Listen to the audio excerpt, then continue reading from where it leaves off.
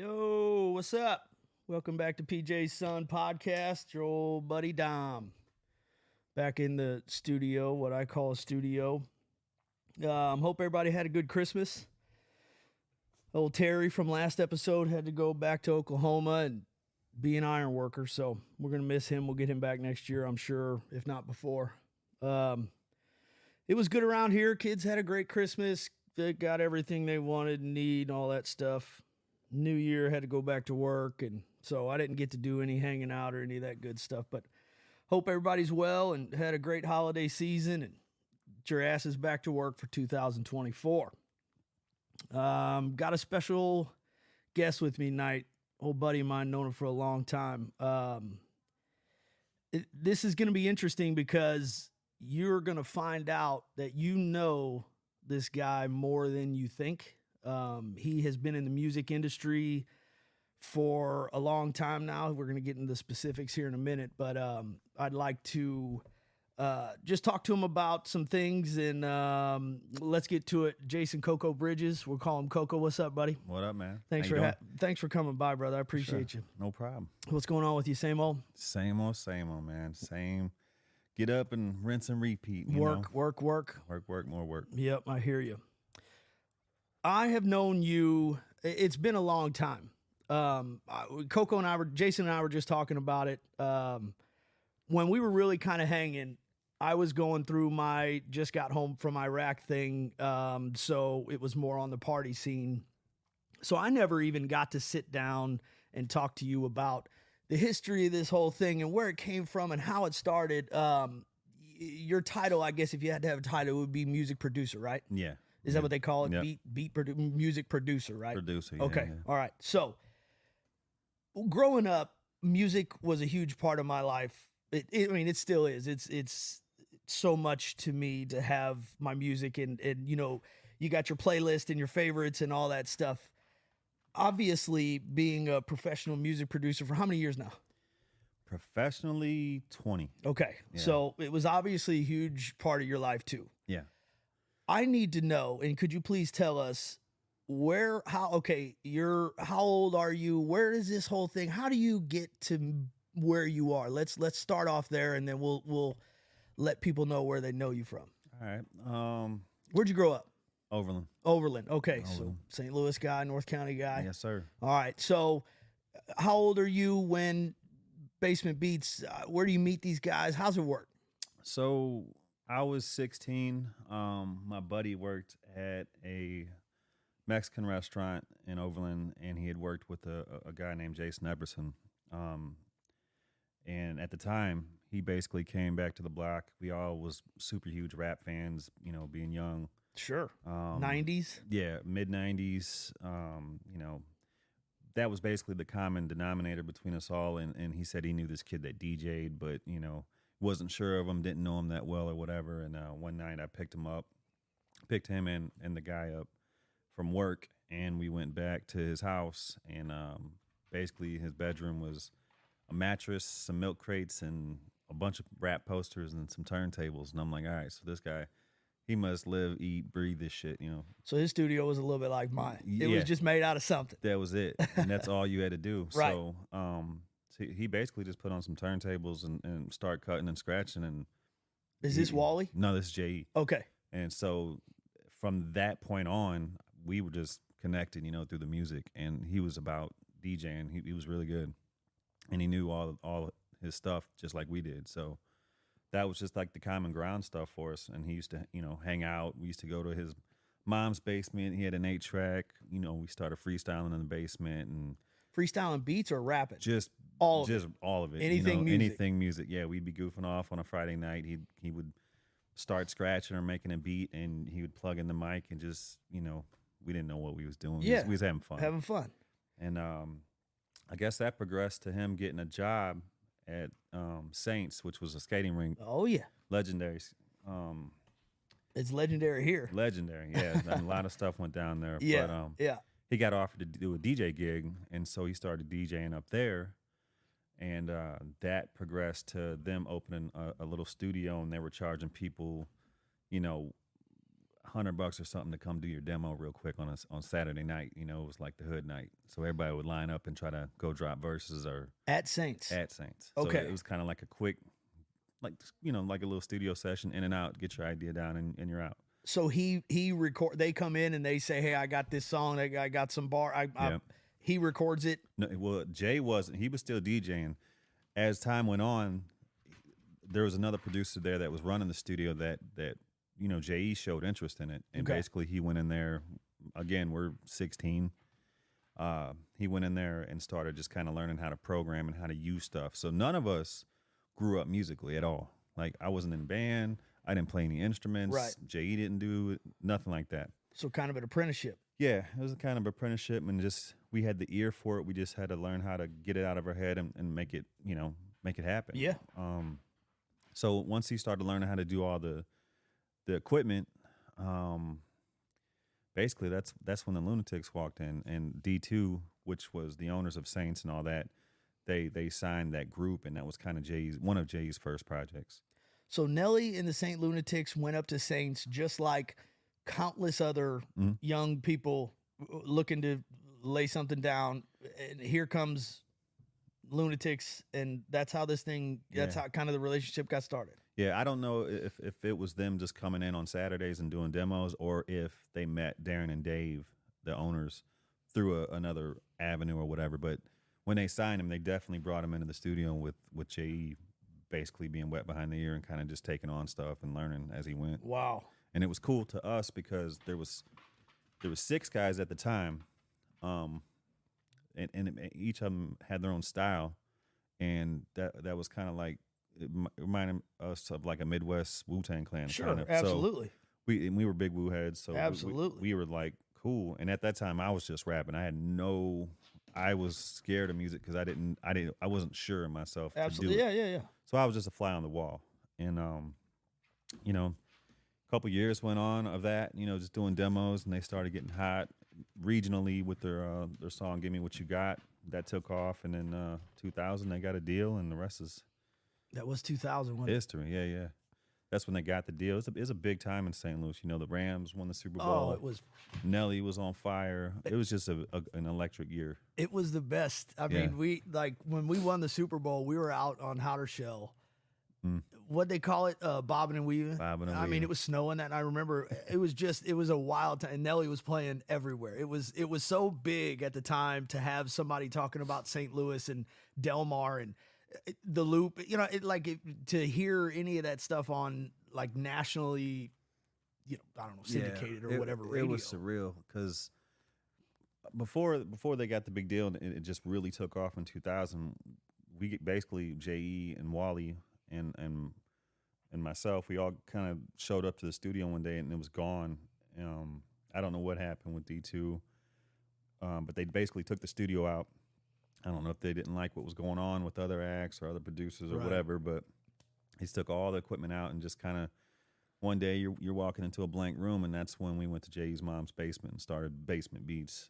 Is that right? Yeah, me, Wally, J.E., and then at the time it was Spud, but then he went away for right before Nelly blew up. He went to jail. So you guys remember when Nelly wore the Band-Aid on his face? That whole thing, City Spud went away. So that's who Jay's talking about. Yeah. So, all right.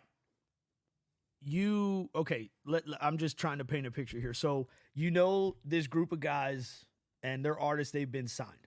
Mm-hmm. How do you go about? Are you just at home? You've got all your equipment and you just start making beats. Something sounds good. It starts to click. You put it together. You record it, and then you send it to them and go, "Hey, can you do anything with this? How do you sell? Like, you know what I mean? How do you?" Yeah. Well, my story was kind of just knowing the right people at the right time. Like I said, I've known Nelly and the Lunatics since probably 96, 97. Was best friends with J.E., kind of just looking over his shoulder and picking up what I could from him. In 2000, when Nelly got on and then they started doing a Lunatics album, I had a demo I was putting together and went up to New York. And basically, like I said, at this time I was just rapping. I wasn't doing anything else, and I was in a group, Steadfast. Uh-huh. So we're putting all this stuff together, and I almost had 2 deals as a rapper, but honestly, they didn't know how to market me because at that time, the hottest stuff was Eminem, and me as a white guy, they're looking at me like, you know what? I just don't get it. Like I love the music. I just don't know what to do with you. Well, And so that space was pretty tough to get into when M yeah, came. I mean, like, there's only enough room right now. very tough. Yeah. You know. And I wasn't trying to be Eminem. No, like, of course. and I didn't want no smoke with Eminem. But No. at that kind of discouraged me. So I came back to St. Louis after I put together probably 10, 12 songs, and then was sitting in some major offices with some major people. And before we even said who I was, or they pointed at me, they loved the music, and then they see me and was like, man, I just don't know what to do. Like, I was like, all right, cool. So I went home right after the Lunatics album, and I bought a keyboard off some crackhead chick, borrowed an MPC from Jay or Wally, whichever one, and I just kind of learned how to sequence and make beats. And really, being in the group, the rock group at that time, we were in and out of the studio like all day. And I remember going to a couple of those sessions. yeah, that It was a good time. good times. But at that time, I just started making beats. Murph was working on his album. Nelly and Ali came over one night and we're going through beats when we had a steadfast session at J.E.'s, and basically they were going through J.E. and Wally's beats and went through probably like an hour's worth of shit. And I was just like, man, I make beats now. And Nelly's like, go get the CD. And then at that point, I had like maybe 5 beats on a CD. Literally had 20 beats at this point, just learning how to finished. And that CD was in my car, had 5 beats on it. And when I came down, the first track they played was Tail Feather, and they looked like they won the World Series down in the basement. So, and I had no idea what was to come. They just know, like, does it match with their tempo, or you know what I mean? Like, how does an artist know, like, oh shit, I can do something with that?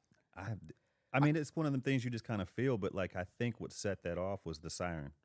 And like I said, I had no idea about the movie. I had no idea about anything. I was just in the group, right, doing our steadfast thing, and I was learning how to make beats. And then when this happened, probably 3 days later, they called me, and I was on a plane in New York, sitting in Puff's studio. What the fuck? And I'm like, yeah, exactly. I was like, what am I doing here? So everybody listening, shake your tail feather if you don't know. If you go back and watch Bad Boys 2. Yep.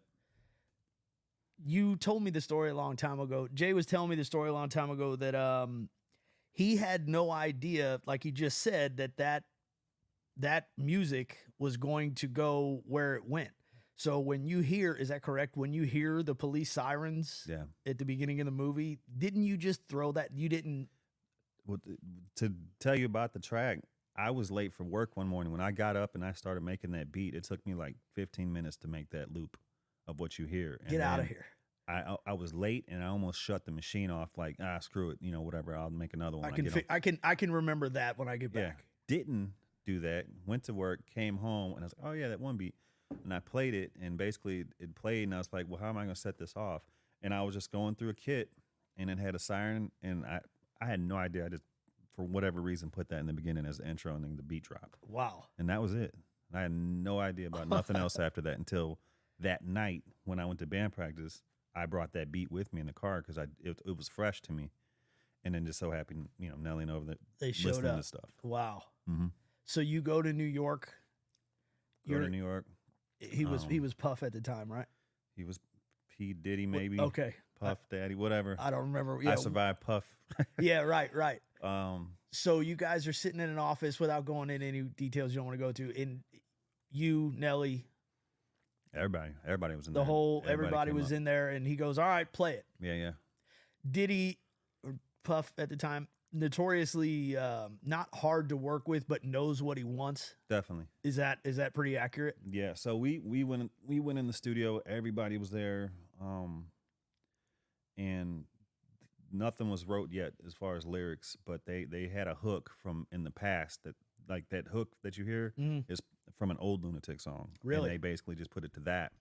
And I remember sitting there just kind of just soaking it all in and like, damn, this is my first placement. This is major. You know what I'm saying? Sure. I'm sitting at Biggie's studio. So all this stuff went down. There's Puff right there. Oh, that's the same studio? Yeah. Oh, wow. So I'm like just sitting here just blown away. And I remember like at one point Puff stopped the beat and he was just like, yo, is this the same tempo? Did y'all slow it down? Or like, I don't know. Like, I don't know if this is the one. And I was like, oh shit, you know. And then Nelly's like, no, no, no, no, no, no. Trust me. He's like, I got it. Let me go in there real quick. Oh, And he just kind of started freestyling his verse. And then when it came to the hook part, it was real funny. And all this is on tape somewhere. Puff had a videographer. I wish I could get it right. because it was You got to get my a hold moment. of that. Yeah. And Nelly went in there and was trying to do the singing part, the Indian part. Yeah. And he just was blowing it because, you know, he just wasn't hitting the notes. Or Right, whatever. right. So Puff called some people in. They did the hook. And then from then on, you know, Puff had a writer in the corner writing his verse. So he didn't have to do much. He just had to see the vision of the song. And Murph killed it. Nelly freestyled, like they both they just they just kind of like, you know, they got a couple lines and then go in there and just kind of mumble, come back, put in words, you know. And wow. You know, until they get it right, and then it just kind of flows. But I don't know if you remember telling me this, but back then when you went to New York, I've still never been to New York City, but I was like, what's that like? And you go, dude, you step out of the cab. I don't even know if you remember telling me. You go, you step out of the cab, and everything is just like 10 fast forward. Oh yeah, it just, especially coming from here. Yeah, I couldn't imagine driving in New York, especially like if you got a little road rage. Like New York's not the place. No, I heard one time if you're at a stoplight, you're the first car, the light turns green, it's red, right, and then it turns green. You like they did a study on it. You have 0.002 seconds before you get honked at. Like there is no time to chill. I believe it. And people are super aggressive. Like once they commit to bobbing into your lane, they're coming. Yeah. It doesn't matter. Yeah. Like Tijuana, there's no blinker. They just come on over and you get out of the way. Yeah, just get in a cab. You'll see. Yeah, right. Professionals. So, wow.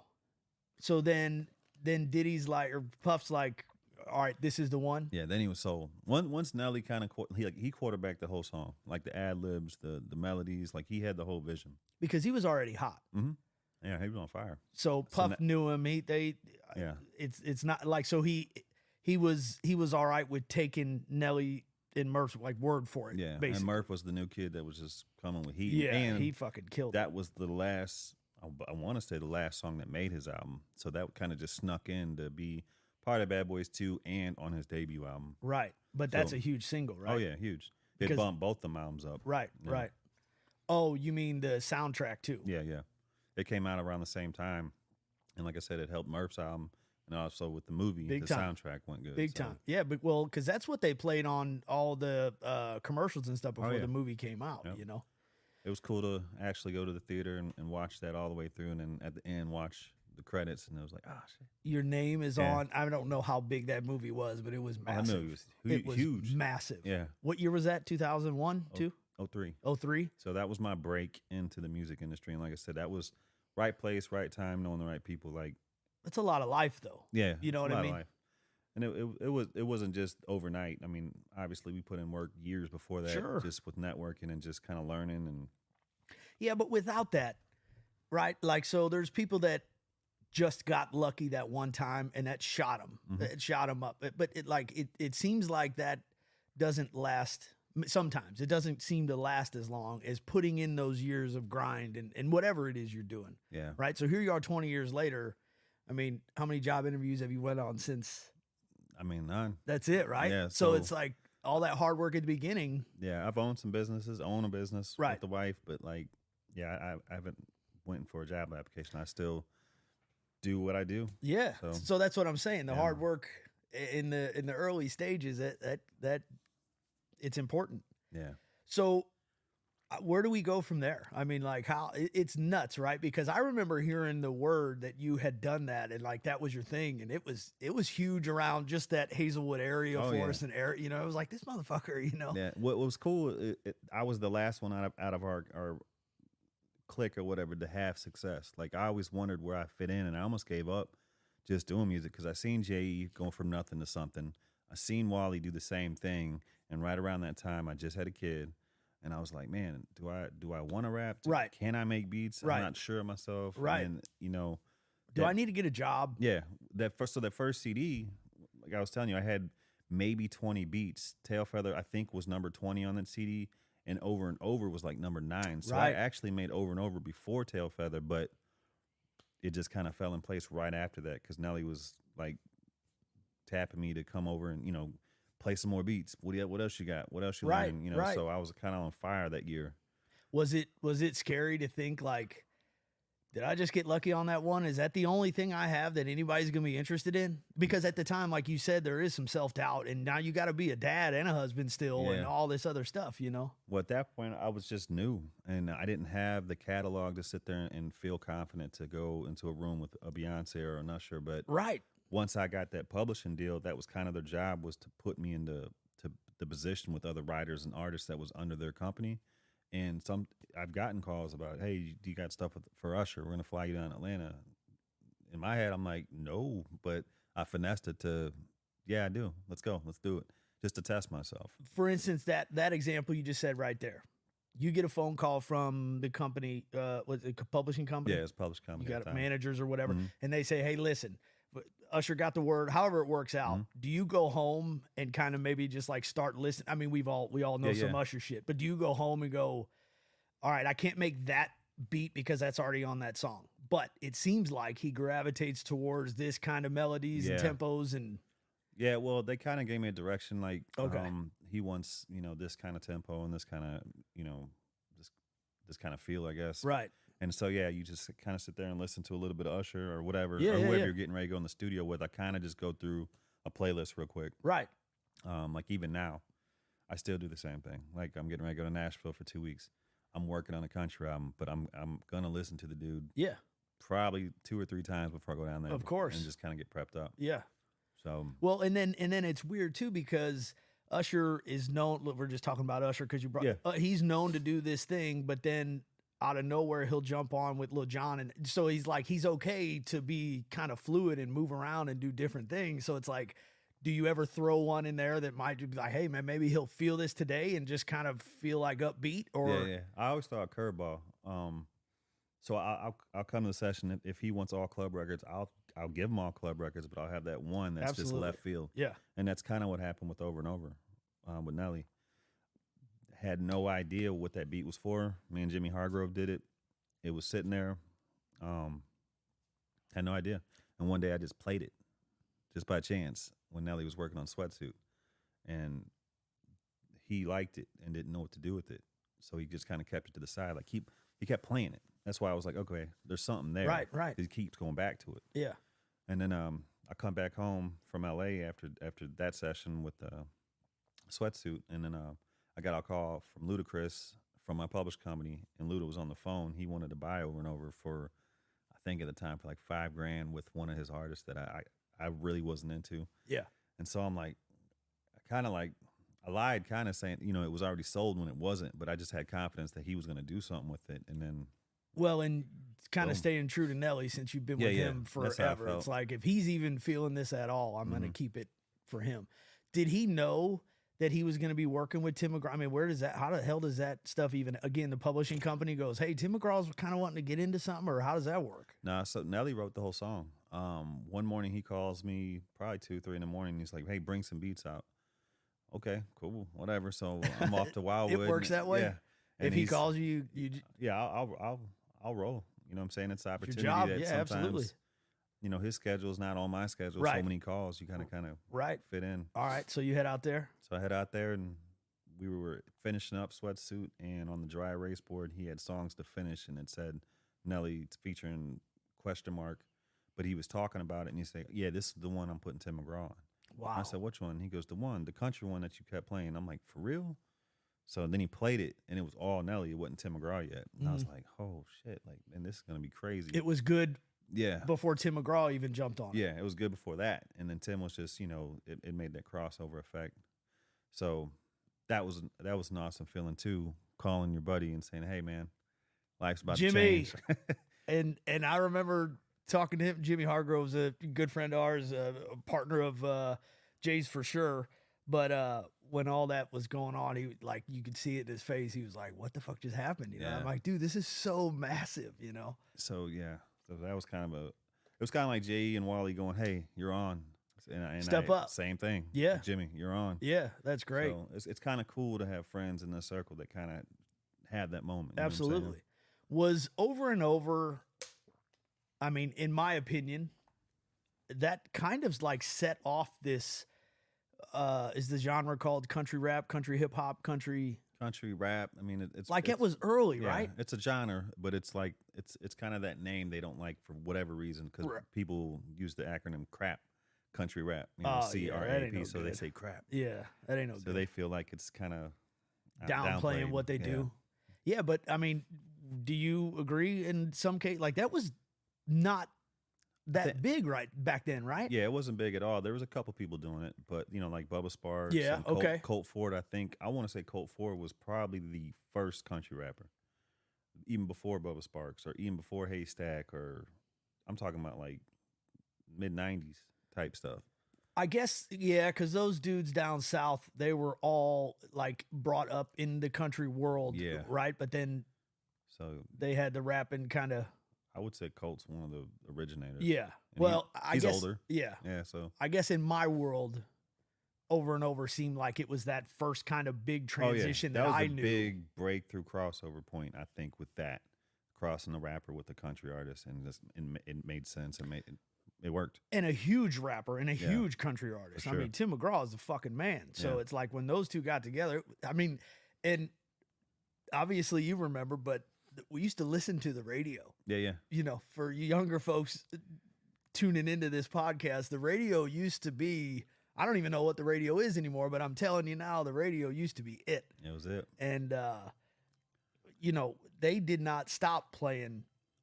I mean, Country Grammar, it was, you go? No. Go. It was, it didn't turn off. And we all had the CD. Yeah. You know? I don't even think we were burning that CD. We bought that one just to show love. Yeah, man. A hometown group or band or artist. It was a lot of fun. So that was my first two placements. First two, I won a Grammy. First two went number one. One of them broke, like, I think Over and Over broke the record at first when it went number one. And so it was kind of that moment where I'm like, well, shit, this is what I'm doing. Like, I'm quitting all my stuff. Yeah. I quit AT&T. Yeah. I didn't. I was going through a fire academy, trying to be a firefighter and paramedic. I didn't want to be a paramedic, but you have to get your paramedic license to be a firefighter. Oh, yeah. So I was in that process of getting ready to take my nationals for my paramedics. I took the city tests, the physical and the written. I was on a waiting list. I was interning at Pattonville Fire Department where my uncles worked. Mm-hmm. And they told me basically like, hey, you'll be a paramedic for at least 10 years before someone retires or you know, passes or whatever. And I'm just like, dude, I don't even want to do this shit like that. I understand it, but I don't want to do it. Of course. So this is right at the same time all this stuff started really taking off for me. So I just had to make a choice. Like, this doesn't happen for everybody. This kind of fell on my lap, and I'm making good money, and I have fun. It's insane. Yeah, and it's not, I don't know, it's not dangerous. No, right. You got that going for you. So I'm like, cool, let's do it. Do you actually have a Grammy? Like, do they give you one of those when you're on? Yeah, so at that time, I didn't get to go up on stage and everything like that, and it was for best duo or collaboration or whatever is what Tailfeather won for. And so they just sent me one later on. Wow. But I thought for sure Over and Over would get one for best collaboration or whatever, top country. It went number one in all genres. I was going to say so country. Cool. Yeah. So that came out around when the Grammys was airing. So it had to wait a whole nother year. And I think by that time it kind of got swept under the rug by all the new stuff. So, but it didn't win. Yeah, but it ran its course for a long time there, you know. It was a huge song, and that's one of them ones you can be at Applebee's and hear it playing. It's wow. Like, being in an elevator. That's weird, huh? Yeah, it's kind of crazy. Yeah. What did so when you hear about what comedians or actors or whatever, right? Their wives and their kids, they don't even like Brad Pitt's kids. He's just dad and they don't really care about it. Did the wife and kids, well, I know the boys were. Yeah, but they were young. Well, I only had one at the time. Right. Do they get it now though? Oh yeah, for sure. Do they really? For sure. They Well, I got a studio in the house, and I got the Yeah, plaques and everything from all the songs I've been attached to, I and the remember. Yeah, Grammys in there, and it's just kind of my little man cave, and yeah, they know what I do, yeah. and so, and I think both of them's met everybody, Is that like right? Nelly and everybody, That's and pretty cool. Murph, and got a picture with him and stuff. Yeah, But yeah, pretty cool. yeah, absolutely. Yeah. So where does that take you after that? Like, so after this big stuff just sets off, just back to the Yeah, so I come back home and after Sweatsuit, which is like what 0405 somewhere around there. Um Basically you just you're with the published company, you take trips, you network, you at that point we were signing a couple producers, signed a couple artists and tried that route to try to build the label, get a label deal or whatever. This is '08, '09, and then just throughout you're just kind of working throughout, just basically picking up placements, working with artists through word of mouth. Or what's cool is about the catalog that I've been a part of, it's kind of like your business card. So I can walk in to a session or whatever, and just that they'll know who I am and want to hear stuff. absolutely. So Well, that, and I think that's kind of what I said in the intro. Like, there are a lot more people that know who you are without oh knowing yeah, who you are. You walk past them at whatever store, yeah, and they'll have no idea, which is kind of interesting. yeah. I just kind of keep it quiet. Yeah, But then when you come out and say that, then the expectation too is the bar set high too. So now, oh, you done this and that, like let's hear it. So then it's kind of like a nervous a thing little again. bit of pressure. It's like damn. But so what is a day of work? Let's call it with air quotes. What's a day of work look like? You've done so many beats, and Yeah. you've messed with so many samples, and blah blah blah blah blah blah. Blah. How do you stay not relevant? How do you keep things like interesting and fresh, and like how does new music fit in with what you do, and it's just all like feeling and what you're into? Take it old school sometimes. Da, da, da, da, Um, da.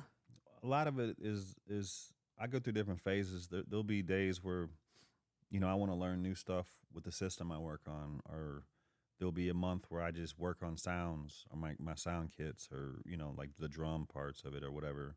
Or there'll be you know there's even times where I work with new artists I've never even heard of, just to work with someone new and stay sharp. And Yeah. I see what they're doing here. They got some numbers. Cool, let's do one and just see what happens.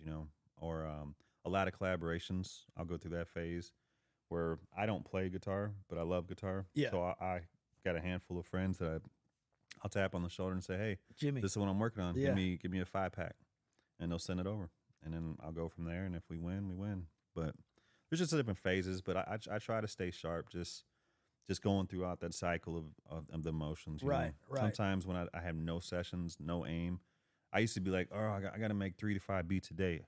Like, that was my goal. And then sometimes it just doesn't come to you like that. Sometimes it's like you're forcing it. And then it's usually that's the stuff that's not really great. And you're not like proud of it. I know what you mean. Yeah. Like I was telling you about the podcast. I went through this thing where I didn't feel creative.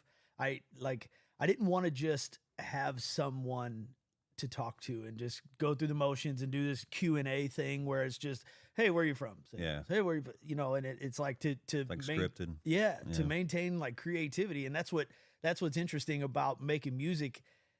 As much as I love it, and if you saw me down here working out, I guarantee you I'm the best drummer and guitarist and vocalist you've ever seen in the world. None of it sounds good at all, but like just music and stuff, listening to it, I don't have a clue of what goes on, like the behind it. Just being in the studio with you guys, Steadfast, like that was obviously the first time I'd ever gotten to see anything about how music works. Yeah, and, yeah.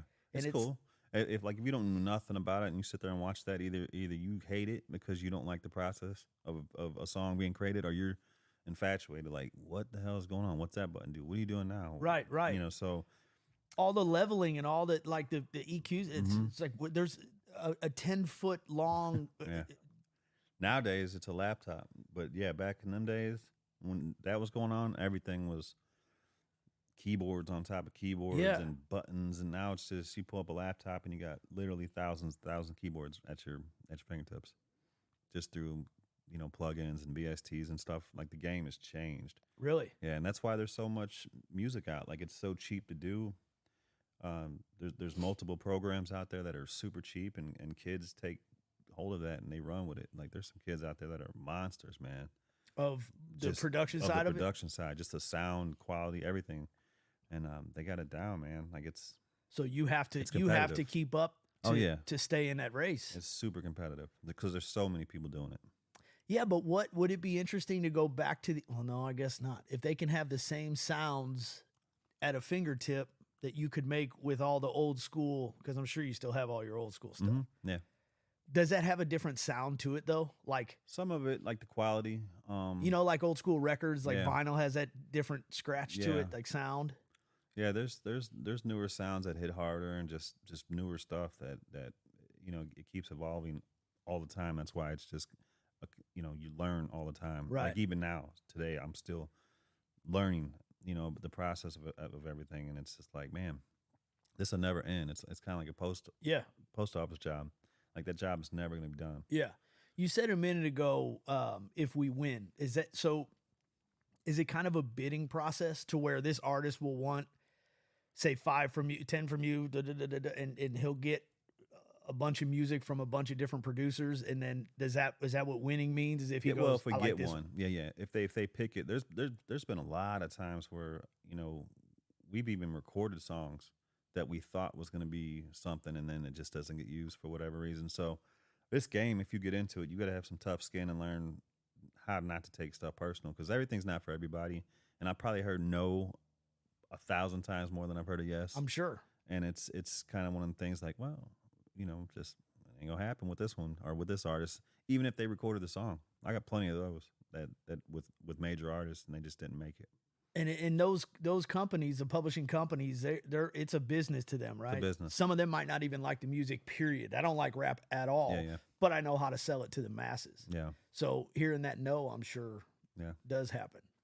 What do you do with that? Just back to the drawing board? Back to drawing board, or maybe that will work for someone else. I placed beats that wasn't picked, that I thought was for a different artist. That happens. Yeah. Or sometimes I might not ever show that beat again. I just might just Really?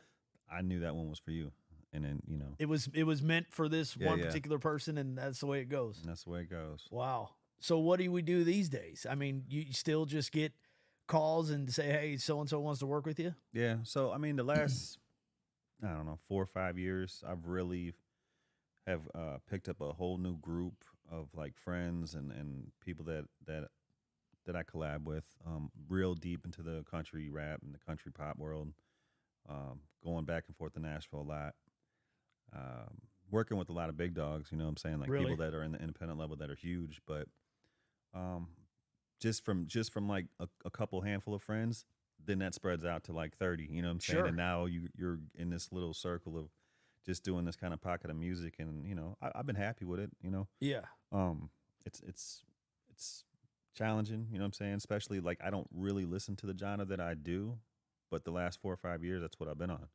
So That might be a good thing. yeah, it's Right. challenging. Yeah, If you're so into, like if it was old school rap, Mhm. what you originally started with, not watered down, but I could see that becoming the same thing, rinse and repeat again. Yeah. Not to like downplay, but like to get into this new thing where you can almost not focus on lyrics or whatever, like you can just be creative in your own way and go like, maybe this will work, maybe it yeah. won't. That's the thing that sucks about being in music is like I get so jaded of music, even though I'm a super fan. You know what I'm saying? Like I'll listen to stuff, and I'm not really like moved, Yeah. or I know how that's done, or I know this and that. You've seen how the sausage is made, bro. Yeah, so it's like that's cool. Next, like as soon as I make a song, I'm done with it until mix, and then when it comes mix, after that, probably won't listen to it ever again because I've listened to it so many times. Really? So from there, it just depends. Like if the song takes off or if it does well, obviously that's a win. Yeah. And I'm cool with that. But like I'm already on the next 5-10 songs ahead of me. You know what I'm saying? Like Yeah. I'm already on that level. That's what sucks about music is like I don't sit down and appreciate and enjoy it No. as a fan. Yeah. I think we all understand that in our own little way, right? Yeah. Like there are people, I work at the Lock and Dam. There are people that come up there. There's there's like a parking lot where just civilians can just come in. It's not government property, right? Yeah. And when we're up there locking a boat, they want to know all these questions. And I like to stop and talk to them because it changes my day up a little bit. And I just kind of like, well, and then it's fun to let them kind of quiz me on my own job that I do for 7 years. So it's like, do I know what the fuck I'm doing? And when they ask questions, to be able to answer it. But when it's something I do over and over, and it's just boring and like, trust me, it's not as cool as you think. But you can tell these people, they're just interested in what we do. Yeah. So I think I'm understanding what you're saying on that, you know? Yeah. So yeah, back and forth to Nashville, doing a lot of that, branching off, just like I said, word of mouth or just through other friends that I do production with. They hook me up with their friends and so on. And like I said, usually it's a big group of people that are doing stuff. It's not just for fun stuff. You know what I'm saying? So. Well, so, okay, you got a guy in this group, in the genre you're working with now.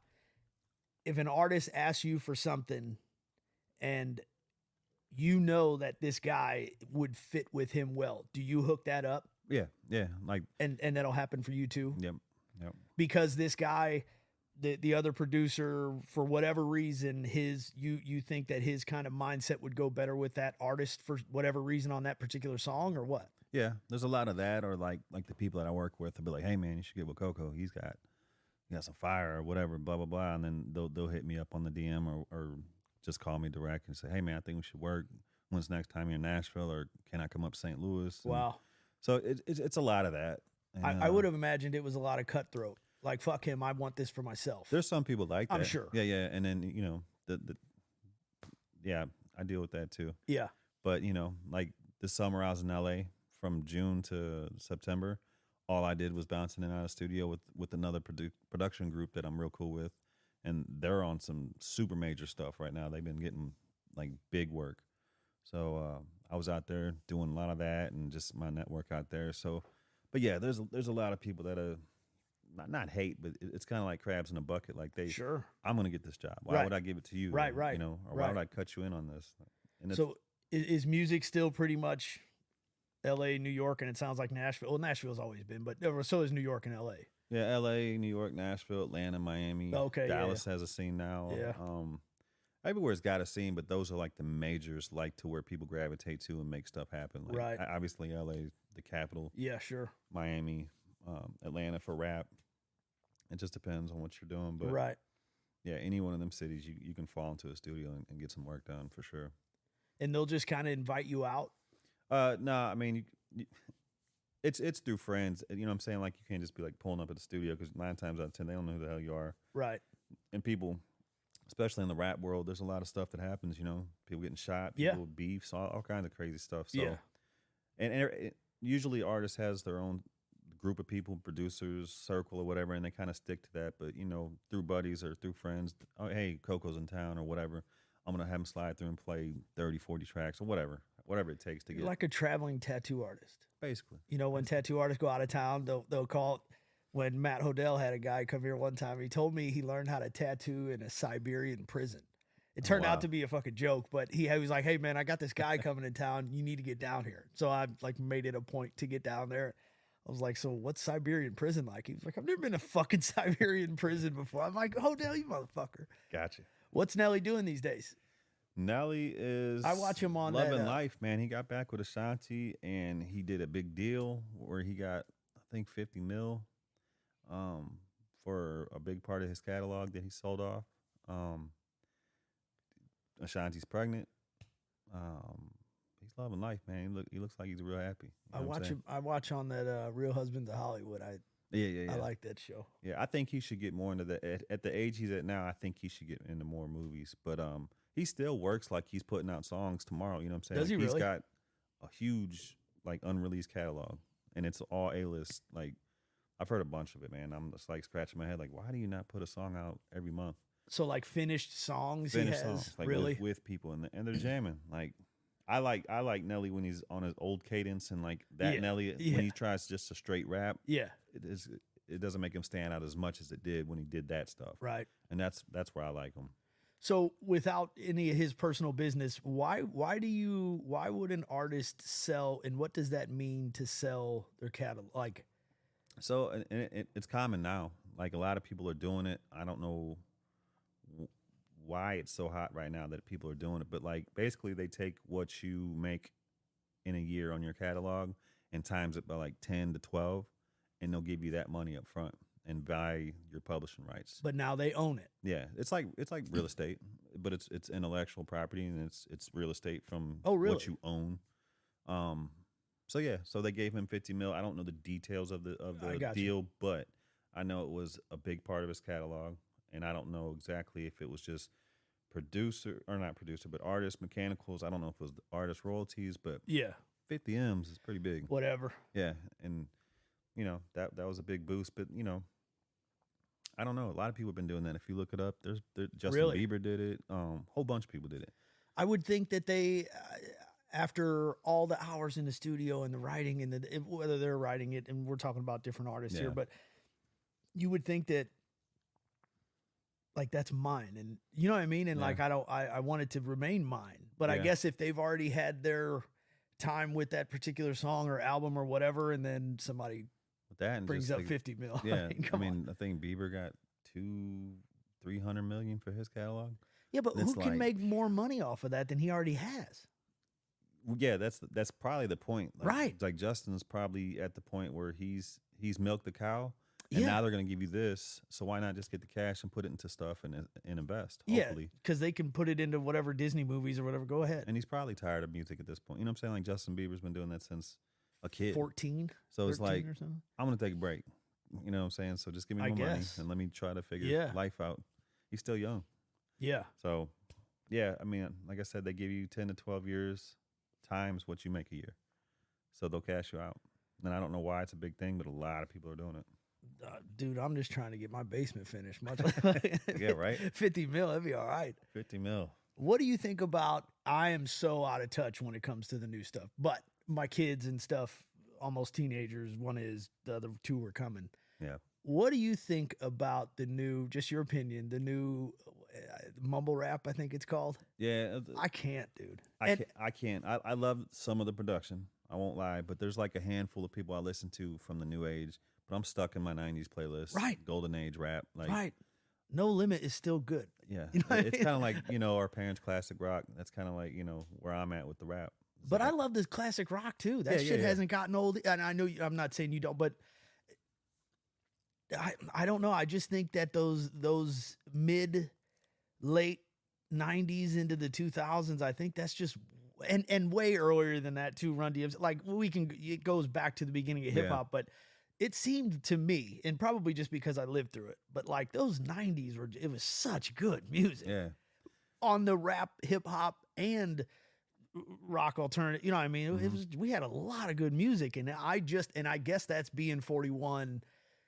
It all just goes to shit. You know what I mean? Kind of after that. But it's like, I hear the shit my kids are doing, and I'm like, you guys have never heard this before, like Troublesome. And I don't want my kids listening to Tupac Troublesome quite yet, but it's like, you want to hear some good shit, Yeah. Like, it's just the artists, like the people I'm not into. There's a lot of just, I don't know, man, a lot of, it seems like more gimmicky and Gotham City type stuff. Everybody's tatted up and, just on drugs and colored hair, this and that, whatever, to each his own. But in music, I think you got to kind of buy into the artist too, and sometimes when I see all those people, I don't relate, and especially if you're rapping from a like a dope fiend perspective, like, oh, I'm on drugs and pills and popping Lil Xanny or whatever. I just don't relate. Yeah, it doesn't connect. But production wise, there's plenty of good beats. I'm sure. What I'm saying, but see, I can't even hear that. You know what I mean? Like, to me, that I don't hear what you're even talking about. Yeah. I understand that there's a beat there, but I don't. Yeah. You know what I mean? Can't like, get past the first. well, you know what it takes to make that happen, where I don't. I'm just like, I can't understand.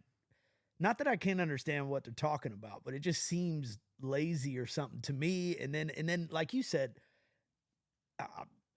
I liked Nelly and Luna and the whole list of rap growing up. And again, back then, we didn't know the people so personally as they do now, right? There was no Instagram and shit. You didn't know who Nelly was. You heard these stories from, say, you or Jimmy or something, and so, like, you got a little bit of what Bubba Sparks is like in the studio, and when you guys would tell us stories about that, it was always cool to hear. So you kind of, but it's like when you watch behind the music stuff, right? You've been listening to Metallica since you were old enough to listen to Metallica, but when you like actually get to quote unquote meet the people, Right. and kind of like see how they work. Slipknot didn't take their mask off for the first years, still selling millions of albums. When they finally started showing who they were, it was like, oh fuck, you can relate to that guy. You know, Yeah. Corey Taylor's like a Star Wars nerd or whatever, and it's like, oh, so like having that, but we didn't have a lot of that. Remember CD cases, doggy style Oh, yeah. CD case, like that was how you got to know people. I missed that, man. Like Yeah. you opening and looking at the credits and the art, and That was like the best part. Like while you put the CD in at first, Ice Cube the Predator was the first album that I ever bought. Remember, Street Side Records in Hazelwood Yep. would sell Parental Advisory to fucking anybody. And I brought it home and I was listening. Today Was a Good Day. My mom was like, "What is this shit?" You know. But the art on it was a completely different experience, I think. But now they can watch reels or whatever. I don't have any social media, but Yeah. like they can watch the performers or the acts. They can watch them live their everyday life yeah. like they're doing it. So I guess it's just different, and times are changing, obviously. But And music is so fast. Like Yeah. it used to be song of the summer, now it's song of the week. And right. It's like a gotta money keep up. grab. Yeah. And not a money grab, but it's like they're relevant today, and then you never hear from them again. Yeah. And it was like we're still talking about Nelly all these years later because of what he did. There was an impact there, and Yeah. Nelly just relating to you because you're sitting here and we're talking about it. But like so many of those people are still around, and you're like, fuck, man. I remember that one summer when we were you know, having bonfires and then in Lindsay Lane, whatever the deal was, and like that shit was on all the time. You Yeah. know, it was nuts, man. But yeah, I don't know. My kids are like, no, this is good. I'm like, no, I don't know, man. Maybe to you guys, but My kids are on the same stuff. They listen to stuff, but I'm Yeah. just I try to understand and listen. no, but I hear you. I'm like, I don't want to be like the old fogey, but to me, it's like, I guess when you're young, and just like our parents, when you're brought up in that 60s, 70s rock and roll, like Mhm. it's not going to change. You know what I Yeah. mean? My mom constantly ran KC, and it was like, but it was a lot of fun. It was my childhood, Tom Petty and ZZ Top. Mhm. And like, that shit was fun, man. Driving the Camaro with the T-tops on. It was like, Yeah. that's childhood. So I think music, it's the time machine. yeah, It's nostalgic. It brings you back. You know, it takes you places. So yeah. that's what I love about it. It's Like- weird to me when people are like, I don't really listen. I'm like, what? Yeah. Like every song, and it can be weird. Like Taylor Swift, my oldest likes Taylor Swift, so naturally I have the YouTube Music or whatever, right? So if she listens to it in my truck, it's now in my algorithm and shit, right? But that song, as much as it's like maybe not my song, it reminds me of that time her and I were talking about that thing, you Yeah. know. And it's just like it's yeah, like you said, it's time, it's history, it's I don't know, man. It's so fucking important. And my mom growing up, she was like, oh my god, what we were doing in the late 70s, you know, early 70s and shit. It was just I don't know, coolest, craziest party ever. Like I'm talking like we're like mansion, like when albums would come out, are those release parties for real? Is it crazy? Oh, absolutely. Like Is it now, really? I mean, there's not too many like crazy. There's not too many not crazy stories, I guess I would say, about like release parties or like the Grammy parties. Any kind of music, anything where like celebrities are at, it's always something going down. Especially like L.A. or New York, or you know, where everybody's there. There's been some crazy stuff, but I mean, one of the most like awesome times that I've been a part of was meeting my poster girl, Carmen Electra, one time. Oh, you poor guy. At a Grammy party, and the guy that I brought knew Dave Navarro, and at the time they were dating. Wow. And he was like, "Hey man, let's go say what's up to Dave." And I'm sitting there talking to somebody, and I look over and I'm like, "Dave." And then once he said that, I seen who it was, Mhm. and then I seen Carmen. I was like, "Holy shit, this is going down!" I'm like, "Let's go over there real quick." Yeah. And so he's like, "Oh, Dave," and you know they give each other dap, and he's like, "Coco, this is Carmen." I'm like shaking basically. Everybody knows who And the she fuck gives this me a big hug, dude, and I you know, we pull away, and I look down on my suit or whatever I had on at the time, and her makeup was all over, like she was caked up. Not dry cleaning. Yeah, I don't even know where that is, but I don't think I washed it. No way. No way. Is she about 5'2"? Is she real little? Yeah, she's little. I would think so. that was a cool moment. But like I've seen a lot of stuff and been a part of a lot of stuff. But like there was the one time when I met Fergie before Fergie was big. Now, see, I'm a Fergie fan. Fergie's fire. It's right before she dropped London Bridge. Me and Wally went out to L.A. I think me, Wally, and Jay went to L.A., but Jay ended up doing something else. I was out there to work with Puff again, and we go in the studio, and it's Jamie Foxx, Kanye West, Wow, Shaggy, a bunch of chicks, and my publisher was like, "Hey, have you met Stacy?" And I'm like, "Nah, who's Stacy?" And whatever, she's over there playing pool by herself in this big ass studio. And so I walk over, they introduce us. Now I'm playing pool. I'm locked in. And I'm like, man, we just had a great conversation. And she was fucking banging in real life. You know what I'm saying? And she was hella cool. That's why I was like, I'm sticking over here until it's my time to go in there and play beats or whatever. Yeah. And we sat there and rapped for like an hour, exchanged numbers and all that. And then like a month later, they dropped London Bridge and the number changed and she's Fergie. Yeah. So I was like, fuck. For sure. That was her. Yeah, absolutely. And so I heard the other day, Margot Robbie, she's a friend of mine. I heard the other day, it was like a short on YouTube, and Bullet for My Valentine and Slipknot at one of their concerts. I don't know how this all happened, whatever, but they kind of like they were filming at the show. They were filming live shows. And Bullet for My Valentine was like, "Hey, Margot, we heard you're a fan. Like, if you ever want to come jam," and like this is in front of a crowd. Slipknot, Corey Taylor was like, "Hey, Margot, we heard you're a fan." And it goes back to her, and she's like, "Oh my God," like she was freaking. She was like, "This is my whole childhood." And I'm thinking like, how do Margot Robbie and I and tons of other people, but how is that art? Slipknot I got a fucking Slipknot tattoo. They were they meant so much to me growing up, still do, but it was wild to think like, I got something in fucking common with Margot Robbie, dude. If Margot Robbie and I were listening to music, we'd be listening to the same shit, we'd be homies. And Alicia would fucking shoot me. But what was I going to ask you? I don't know. I don't remember the name of the club, but this was a long time ago when you know what it was? It was when the grills, when that all happened. Okay. The reason I remember that, what was his name? The taller guy, lunatic. Ali.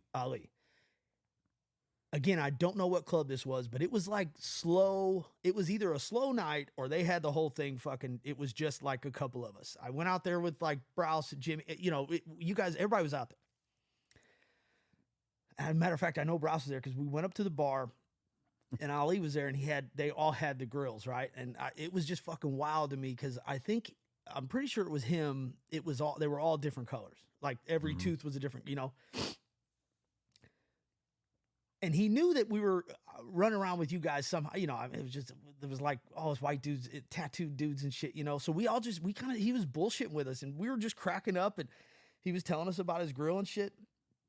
I guess I got buzzed up enough that I went out and started dancing. And I remember your wife was out there and me, and then all of a sudden it was like a couple of fine African-American ladies came out and they were just like, "Look at this motherfucker." And I mean, it was so much fun. And I went back over, everybody was kind of hanging out in the corner over there and they were like, "Who the fuck is this guy?" We were cracking up, man. You didn't have your grill? No, I didn't have one. No, I didn't have one. It was a good time though. Dude, I remember when that song popped off, how big that had an impact is we went to Orlando and that song was probably top 5 on the Billboard or something. It was popping. And I remember we went to this swap meet or something. I don't know what it was, but the guys had a line, probably 50, 60 people sitting there in line going in to get their teeth molded to get grills. Like that's how big that had an impact on the culture. It was already a thing before the song, but that song just put the spotlight on it, and now everybody wants grills. But that song made it like diamonds and like, because gold teeth were a thing from way back, but that shit was wild. Everybody wanted one. Who's that little Asian dude in Texas? Johnny Dang. Yeah. Met him. He's really? cool. I remember seeing shit about it. He does a lot of shit with Mayweather too. Yeah. He's got his shop was, I don't know if it still is, it was in like a hood ass mall. Yeah. It was crazy. Yeah. Yeah, but he I remember seeing him in those videos and I'm like, well, who the fuck? And then they kind of brought it out that he was the guy that made them for Paul, Yeah. He's the man down there. Yeah. What's going on in Texas? How's that scene? It's growing. Is it? I'm working with a guy down there from Dallas, named Louis the Singer. I want to say he's a country singer, but he also does kind of like the country rap thing too, and his videos are real cool. He just signed with UMG Nashville, so he's coming up. We just dropped a song last week, pretty cool. But then there's a lot of people that just kind of popping out of Texas. A lot of people moving to Texas for whatever reason. And that's why I asked. So a lot of people from California are going out there too. A lot of Austin, a lot of Dallas. Yeah, but they say that homeless population down there is wild. Oh, I'm sure. Apparently, Austin, it's like they're getting a bus ticket somewhere else. Like, hey, you guys want to go for a trip? Get the fuck out of here. Yeah, it's pretty crazy. But yeah, I've been to Austin a couple times. I liked it. Yeah, it's pretty cool. They say it's a cool place, but I don't know. I've never really. I didn't notice the homeless like as bad as I noticed in LA. LA is like the capital, man. Yeah, I think that's what I'm saying. And Rogan was talking about it. I think Austin's kind of Philly's got their little thing going on up there that's crazy, but apparently Austin's kind of taking off too. Unfortunately, it's kind of a bummer. But you know what I want to tell you? I did this thing and I did a podcast about it. These guys came up from Nashville to the museum. But what they did was I sat with two of these country singers and they wrote a song.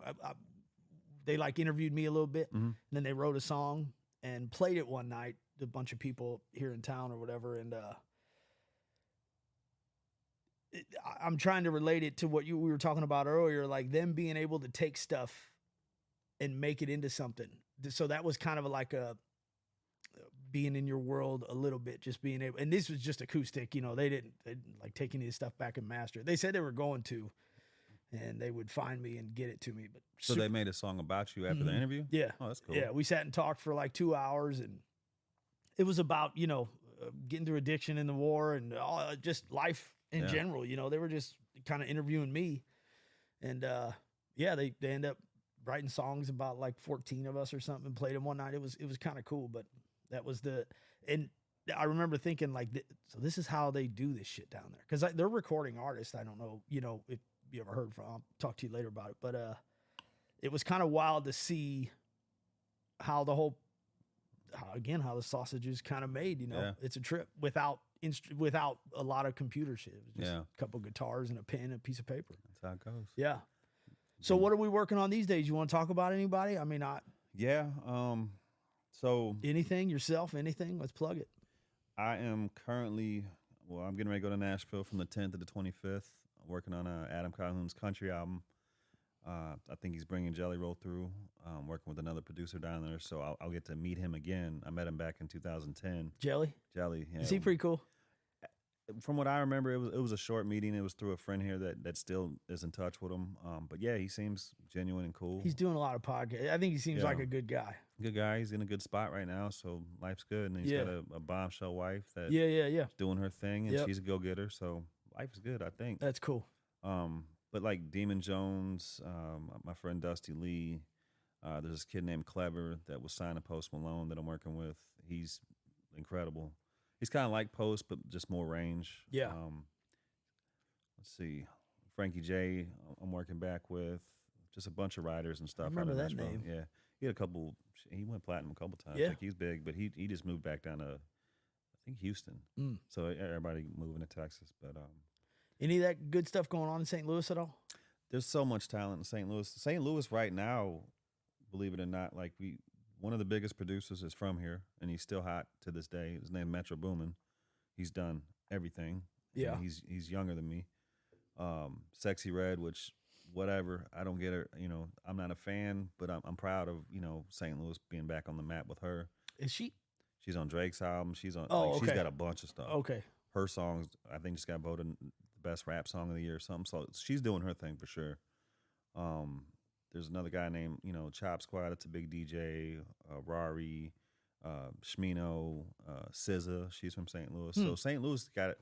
Even without all the major stuff, like all the people that are on the come up and still in the scene of just kind of the underground, there's so much talent here because it's a melting pot of just being in the middle. Right. We kind of pull sounds from everywhere and just kind of make it our own. But yeah, a lot of good producers, a lot of good artists. It's just it's St. Louis, and it's hard to St. Louis is real tough to get on your side as far as like support. It's like almost seems like if you go outside of St. Louis and make it and come back, then you're a god. You know what I'm saying? Yeah. But like if you're here, you do a show, it's not a supportive city, I feel. Really? Until you're on. Right. Well, once you're on, everybody wants something from you. Yeah.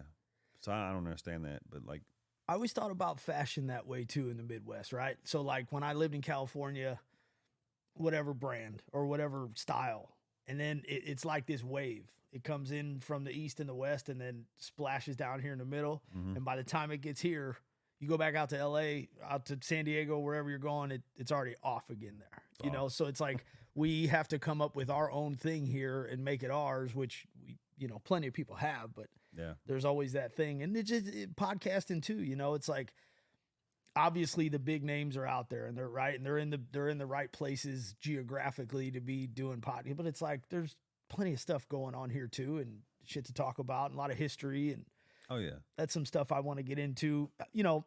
Again, just like at my work, right? The arch to us is this big thing that you see when you go downtown, but plenty of people that don't know about it, you know. So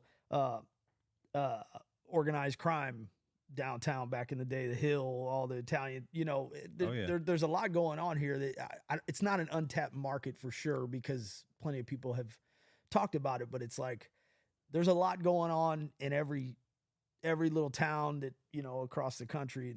I say fuck that. We're not a flyover city. You know, I hate being called that because it's like we got a lot going on here. I know what a flyover city is. There are some, but I don't think we're one of them. Nah, there's a lot of stuff that's came from here and then that is going on.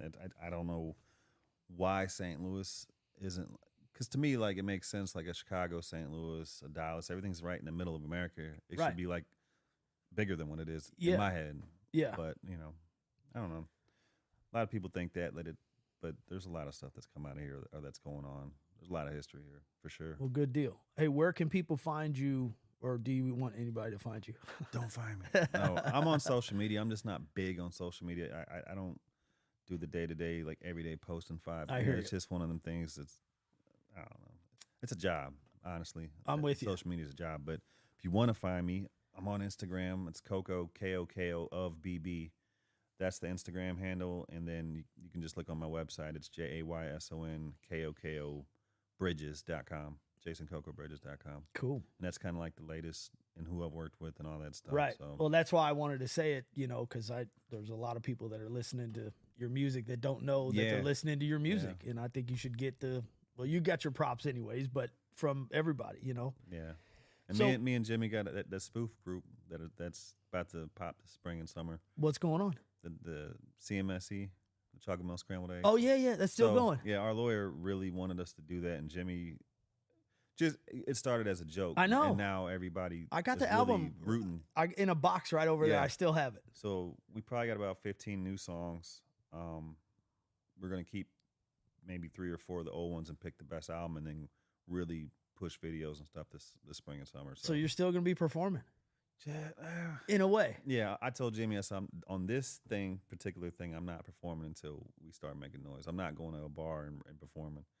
You know, this stuff, even though it makes sense because it's about drinking and getting hammered and all that. But, didn't you like performing though? Like Steadfast Days? Yeah. No, that's when I really started. I don't know. We probably did 20 shows, but out of those 20 shows, at least 5 or 6 of them was for major acts. 20? Yeah. Like, I thought you did a lot more. Jimmy was in.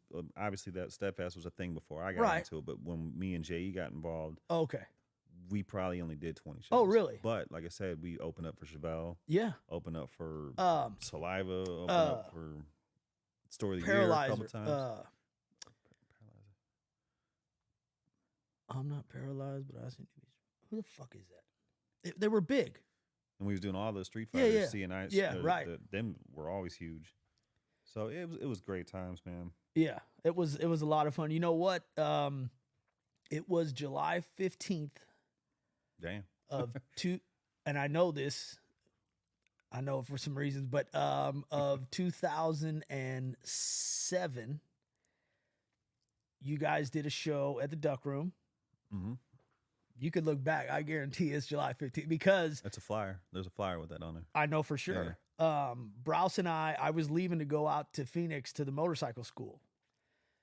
Show got done. We went to his house, got my truck. I mean, I had a fucking twin mattress, a shitty little TV my dad brought home from prison. You could like see through it, you know. It was I got one of them at the house. yeah.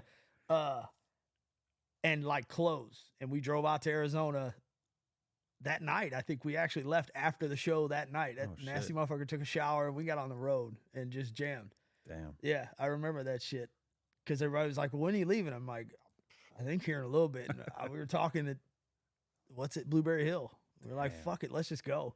Half in the bag, start driving across the country.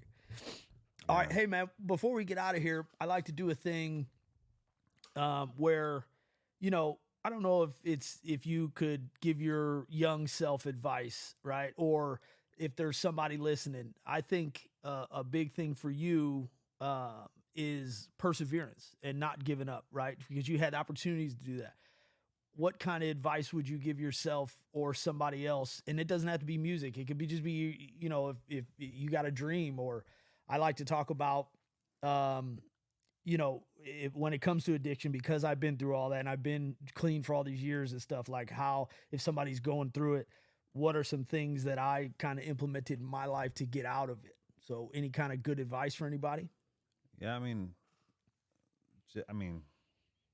common sense. I mean, just use your brain, man. Like you said, perseverance and just knowing what you want, even if you doubt. You know what I'm saying? Just like kind of get after it and go get it until you got it. You know what I'm saying? And keep going.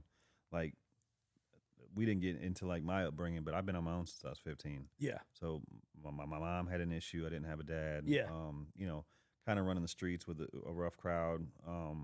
Probably could have been in a lot more trouble than I, you know, was ever in. Sure. But never was. Luckily, I didn't, you know, all those guys are either dead or addicts or in jail. Yeah. And I'm like one of three, maybe that's not. So it's kind of like, I just use my common sense and just my compass, you know, as far as right and wrong, and I kind of watch people's mistakes and learn from it. But to me, it was, I had something that I was in love with, and it was music. Right. And I didn't know it. And then once it happened, you know, I went full blown speed towards it. So yeah, but how many people doubted you? How many? I mean, oftentimes, right, when it's like, for me, I'm joining the Marine Corps. No, you're not, man. You're in too much trouble. You're not that guy. You ain't tough enough or whatever. And it's like that is the thing that I think most people let them shut down. Why are you going to start a podcast? Nobody's going to listen, right? If you're not going to make any money. And then I had to, so I get all this negativity in first, and I don't know. It relates to what you said about the St. Louis thing and us not kind of getting behind each other. But when I told you I was doing this, you got on and followed my shit right away. Yeah. You know, and it's like, and that type of stuff. So the negativity always seems to come first.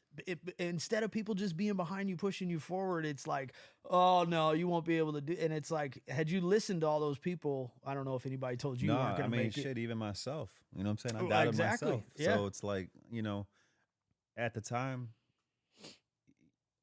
just like making music period, I didn't believe in myself until I just went in and just over and over and over was just learning, you know, from mistakes. Like, okay, I shouldn't do that. I should do this. Right. I need to learn how to play keys. I need to learn how to do this. So and a lot of it, you know, is knowing people, but a lot of it also is just being diehard into it. You know what I'm saying? Like, you're not going to tell me. Honestly, when someone tells me no, there's two types of people. Either you break or you use that shit as fuel. Yeah. I'm one of those that if I'm into something and you tell me no, I'm gonna prove you wrong. Absolutely. And it might not be tomorrow, might not be a week, but I'm gonna show you that I can do this. Right. You know what I'm saying? Well, and again, the perseverance, had you not kept showing up to Saints and looking over Jay's shoulder and watching and just listening, and, you know, instead of doing a lot of the talking, doing a lot of listening and paying attention and just kind of going for it. That's probably what kept me out of a lot of trouble, honestly, was skipping out on parties or skipping out on doing this and that, and then going and seeing what's going on in the studio. Really? Or going and chasing this chick down in Hazelwood or whatever. You no, know I'm what with saying? you. Like, and then, you know, a lot of them nights could have been something else. So, yeah. See, I had a thing where it was like the fear of missing out thing, right? And it's like, I know we're going to the same three places, right? And it's like I know who's gonna be there. I know how much will not change about tonight or tomorrow or whatever. And I think about that like physical fitness. I try to tell my kids all the time, like, had I known how much I was into this, just for my, and now I do it for mental health, like absolutely for mostly mental health, but it's like a lot of other things in life. Hunting, I'm like new at hunting, but I'm so into the process of it, and it's a whole thing. But it's like staying at home some of those nights and like eating right, taking care of myself. I could have avoided so much bullshit. And I've always been very open and honest about the fact that I blame no one for my drug addiction but myself, you know. But had I made better choices and went, all right, man, this is your dad was, you know, my old man was like a outlaw motorcycle club dude, drug dealer, and like prostitution and like all kinds of fucked up shit. But like because he wasn't around, he became the thing I didn't want to be the most, but like subconsciously I ended up like getting into that lane way more than I ever thought I would. And like at my lowest of low, I was looking around like, I got these kids and I'm choosing this thing over, like, so I'm becoming exactly what I hate. And it like, that was, I think, the bigger turn, and Alicia, of course, but that was like the biggest turning point for me, was like knowing that like, this is not what I want. I don't know exactly what I do want, but I know that this is fucking not it. So it's like, I'm agreeing with you here that sometimes you just know, and you got to roll with it and fight. And you know, nothing happens overnight. Yeah. And nothing's easy. And you know, sometimes you're going to shed tears and bleed to get what you want. And then at the end, it's all worth it. You know, the journey. A lot of failure. Yeah. What about the restaurant? Do we talk about that on here? Yeah. So that's a whole nother segment of my life. I'm trying to get people to go eat some wings. Yeah. I mean, Mattingly's is a big part of my life as well. Obviously being married to a Mattingly. Yeah. It's a big part of all our lives. We grew up there. Yeah. And it's kind of a staple. It's where we all started taking shots. And yeah. I know the Lindbergh location was my stomping ground. Absolutely. But yeah, it's a beast of a business. It's hard. It owns you. You really don't own a restaurant and bar. Like, it owns your ass. Is that right? The hardest part of it is the employees. And if, you know, nowadays after COVID, the workforce is just kind of, I mean, it's everywhere, not just the restaurant, but the restaurant business is one of them businesses where people look at it like it's not a big boy job. Right. It's just a paycheck, or I'm going to get some tips. Or Stepping stone. A lot of people, it's hard to find people that care and that are actually there to put in work. And yeah, but you guys have always had, like, it seemed like, well, I haven't been there for a while, but it seemed like it was people who stayed for a while. Oh yeah, because you guys, I remember you guys have always treated employees really well. Yeah, the front of the house, that there's at least 5 or 6 girls that have been there since the beginning. Yeah. So, and that was 2008 for our location, but you know, it's always the cook position and the busser position and the hostess, which is usually you kind of get what you get because people, you know, that's the job they fall into. It's weird, man. It's brutal, man, in the kitchen. I know it doesn't seem like you're laying shingles in the middle of summer in Vegas, but no, I hear it's you. still work, and it's still demanding, and it's still pressure, and sometimes, you know, luckily our location is super busy and we do well. Yeah. But it's ran correctly too. You were exactly. So, yeah. You know, you got her with your wife. Don't fuck around. Don't fuck around. No. She never has, and I don't Mrs. think Taffer. no. Yeah. She never has, and I don't think she's going to. Nah. She is good at what she does. And, for sure. You know, it's her dad's, you know, legacy or whatever that she's trying to keep going. So. Do you remember growing up when you had to have a job in order to do things? Oh, it wasn't even a question. Like I said, at 15, I was on my own, so I was working at 15 and going to school and playing sports and doing whatever I had to do. But I literally had to have a job to make whatever ends or stay wherever I was staying and get close. You know. Yeah. And I was like, damn. You know, so real life sucks. Like single mom's not going to be able to buy. I wanted new shoes. I wanted clothes. I wanted what I wanted. So it's like I had to go to Cecil Whitaker's and get a part-time job at 15 and a half on a work permit from school. Yep. These motherfuckers, nobody's really looking forward to going to work. And it's like, so am I, as your parents, supposed to float whatever you want to do? Because like while you're young, cool, but when you're old enough to work, you got to go to work. Oh yeah. And the military is always hiring, so if worst case scenario, you got to go, you know. Yeah. And I don't know where that's been lost, and I know everybody's feeling it, and we're not reinventing the wheel here with that conversation, but it's weird. It's strange to us. Yeah. Luckily I got 2 boys. They're pretty much grown now, but when they turned old enough to get that work permit, they really had no choice. They were at the restaurant. Were they? Oh yeah, and so yeah. they learned pretty much every position. Like, you know, I got a 23-year-old and I got an 18-year-old. He's 23. And you just graduated from Mizzou. So I wow! feel old. Congratulations, that's awesome, man. Good job. For sure. No more. Well, into you guys too, man. As parents, you know, it takes a lot of work to make a young man do well. Yeah. So from the beginning, they had no choice but to learn what hard work is, and if you want it, you got to go get it. And if you like eating crumbs, then sit your ass over there on the other side of the table and wait for it, I guess. But if you want something, go get it. You know what I'm saying? Did they ever have, or did you squash that right away, that dad has done a lot of things and has done well for himself? Did they ever have that thing where like, he's just going to buy us a Lambo for our 16th birthday? No. That was never. They've never had to go without. Well, for sure. And they're not little spoiled brats, but no, your kids are good. They're great kids. Well, adults, yeah, now, but you know, they also knew from the get go that it takes hard work. It takes. This is what me and your mom's been through. And absolutely, this is where we're at today, and this is where we're going. Yeah. So it's like, you know, kind of follow the blueprint, I guess, right? And you know, get your ass up and go out and get it. I talk to people, and you know, my kids have been making their bed since they're 4 years old. Since like, and Alicia and I didn't care that it wasn't done right. I never like Marine Corps. It wasn't about that. It was just like, this is how you're going to start, you know? And so chores have been a big deal to me. And I like, of course the idea is to give your kids a better life than you have, obviously. Right. But I think there's obviously a way to do that where it's not like just hand you some shit and you don't say thank, you know what I mean? Yeah. So it's like, there's that give and take thing. And I don't think I was taught it, but I think I just saw how hard my mom struggled. And so it was like, all right, I want stuff, but I don't want to ask her for it because that's just going to put more stress and pressure on her as a single parent to like figure out, motherfucker, you don't need 2 new pairs of shoes a month. Like, it's ridiculous. Yeah. So maybe I started selling weed and shit when I was way too young to afford what I wanted. But when I got to go to work, when I had the opportunity, like, get your ass to work and do something. So no, it's not always fun. You know, I work a swing shift and 12-hour days, and it's not always a good time, but who the fuck said it was supposed to be a good time? You know, so it's what you got to do.